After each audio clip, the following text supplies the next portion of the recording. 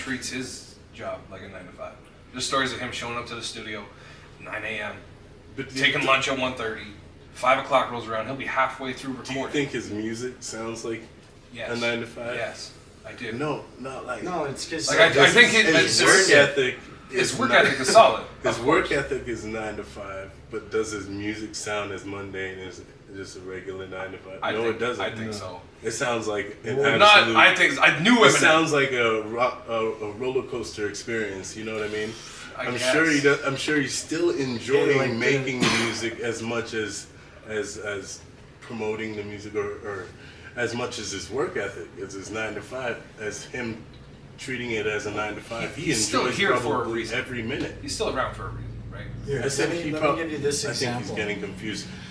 Do you believe that Eminem enjoys making music? No. I think he, no. I think he did. I think he did. But I think at this point he's one of those platinum rappers that can't retire, because he's so famous. He's got everything. He's always going to be making major labels money, right? He's always going to be locked into that contract of give us 5 records, give us 4 records, give us this, because they're always going to sell. I heard you say contract as well. Yeah. So if you're with or without the contract, Eminem's the illest probably, right? No. But the contract turns the music why do we into not be so fun. Looking at it under this umbrella of the illest? Like, why can't everybody I'm just saying, because your work ethic brings you where you need to get to. Yeah. Lil Wayne says, keep working. I ain't write shit because I ain't got time. It's work, right? Yeah. And so you're saying his 9 to 5 efforts, right? It was fun when he started, but now for some reason, he just has this image out there where they're gonna always demand something from Eminem as well. Yeah, that's what you're asking. Yeah, and I think he's tried with the video with like Cole Bennett that he did. I think he's tried, but I don't know if that hit the way that it should have, right? And I think it kind of comes off as a formerly angry 45-year-old white dude still trying to be 20 years old on ecstasy, rapping about hating his mom and his wife. Because he's the first guy to do this. This business model hasn't lived out yet. Somebody who made fucking I don't give a fuck, right? Like that song, you're not going to be able to keep that attitude forever because you'll die. You'll just catch on fire and explode. So what are you rapping about? You're going to become. You're going to learn as a human being. You're going to grow. You're going to. I said, I'm sorry, Mama, and then now he has a Headlights where that story arc continues. He's like, I don't like that song anymore. They can't take I wish I didn't make it. Yeah, they can't take his great hits away from him. But, like, I'm not saying they can take them away. It's just like that is a time capsule of how he was experiencing life as a human being at that time. And now all of those stresses have gone away with the success. So, like, the music is going to be completely different. Okay, 2 things. I've actually fell into this kind of experience with other artists where they've actually made music one way for years, and then now they've come to that roadblock where the public is demanding more than music, but themselves, their art has now changed from that type of writing. I'm thinking the time capsule that you're speaking of. I mean, first of all, they exploited the man, right? They just flat out just sold him to all the young public, right? That's exactly it. I Am Slim Shady, right? Went boom. I think that thing's double diamond by now, at least. That's crazy. Right? So I'm asking you now, can you become too famous? Absolutely. Absolutely, you can be. Okay, wait. As you answer, what is too famous? So, not being able to enjoy your existence outside of being famous. Yeah. So, like, you're famous, right? You're in a movie. You're Kim Kardashian. She can't go fucking anywhere without 10 security guards, without an army of people around her, cameras, pictures. Like, she can't go anywhere. Eventually, that would drive a regular person insane. Insane. Okay. That would drive you insane. Imagine not being able to go to the grocery store. Imagine not being able to go to church. If you were born in a house like that. Well, if you're born in it, though, that's normal. But then you also don't get to experience what not being famous is. Right? So then you'll never know the other side of it. So when you're too famous, when you forget what not being famous is like. Too famous is Cactus Jack. Okay, I'm trying to associate being famous with being known. Right? Is that what you're saying? No. Too known. You could be too known. Famous and known are like synonyms Okay, in this okay, context. okay. So explain explain what fame is to you. I want to hear this one, because at this moment you said that a person can become too famous that it's just uncomfortable for the paparazzi to just be following them everywhere. And now their lives are being hindered. And Okay, examples of too famous. So like Aaron Carter, go ahead. too famous. Too famous, too young, too famous. Too fast, too young, fucking crazy Too shit. popular. Too popular, then went crazy. That's what Okay? he's talking about. Then, there's people like Selena Gomez.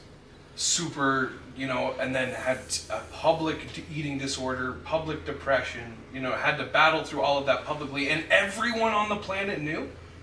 Like, you can't have any privacy at all. And then you have to then exist after that. That'd be impossible. That's impossible. So that's too famous. Being known, if you are Elon Musk, okay, one of the great billionaires to exist on our planet, that dude, if he fucking wears a hat and sunglasses, he can still go get groceries. He can still go into a thrift shop and get a sweater. And people are going to be like, yo, that's Elon I'm Musk. kind of questioning that as of like the weeks of lately, because he's Buying Twitter and all that being nonsense. skewed a little bit more in the media. They're just really demonizing him, really. But look. I know. I like to pay attention though, so I'm aware.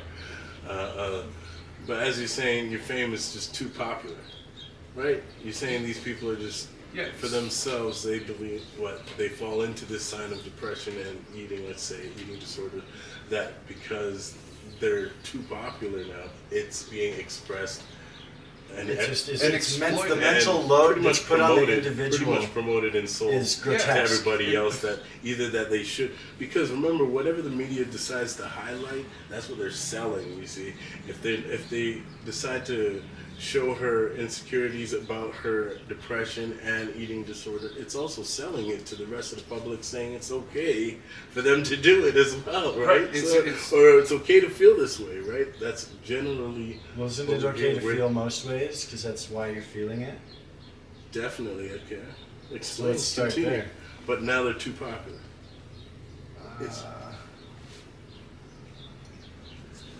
Now they're too popular. But I had a point a minute ago saying like what my interpretation of too famous would be like Travis Scott, where like he has this concert and he's just trying to get people hyped up and have a good time, and people die by accident just because of the critical mass of the event and human beings being in that space. And then like it's a fiasco and you gotta blame somebody, and it's just like there was just too many people there.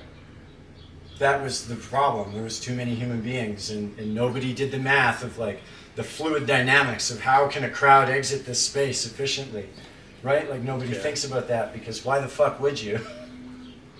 So it's accountability. It's not accountability. I'm saying it's like a physical law of the universe that Travis Scott is too fucking famous, because if he shows up and just goes, hey, I'm over here, someone's gonna die by accident just because of the sheer flow of people. Hey, you better be careful before the Rangers show up. Okay, so out of you two, I'm definitely agreeing with that. Anywhere he goes and raises his hand as an international superstar, he's definitely going to be surrounded. But let me point out, like, rightfully so though, because like it's just his music catalog is delicious. Right. So there's a difference there. His fame was music catalog, as he rested on, and Selena, their popularity It was would like be more. It was like exploitative. Exploited. Yeah, it was exploited, Okay. and like a lot of like that. Like no one should have to go through that publicly. Yeah. Having no privacy is really what I was getting at. So like do you believe that Selena Gomez? I don't want to put this out there, but do you believe Selena Gomez has a Travis Scott catalog? Yeah. Which one? No, I don't think the catalog matches. No, absolutely not. But she has the exact same amount of fame where she puts up a hand and goes, "Hi, I'm here having But coffee." for the wrong reasons, is what you're saying? Right. Yeah. Okay, explain this. Okay, because now I'm hearing content versus exploitation. Right? No, like Because content Selena Gomez at was the end of the exploited day- because they were using her physical illness to make money by making, like, people are going to click on it because it's about her. Okay. That is too famous. Like, if it's just like, oh, well, Phebus had to go to the hospital because of some genetic thing that is nobody's fucking business. But they're trying to sell it on the market and yeah. raise the stock. And then it's like, everyone's like, oh, it's get better, Phebus. It's like, when this could have happened and no one could have known about it. And, like, if you did, it's great. But, like, we wanted to kind of keep it a secret. And now that more people know, more people die. Okay. So, Era music.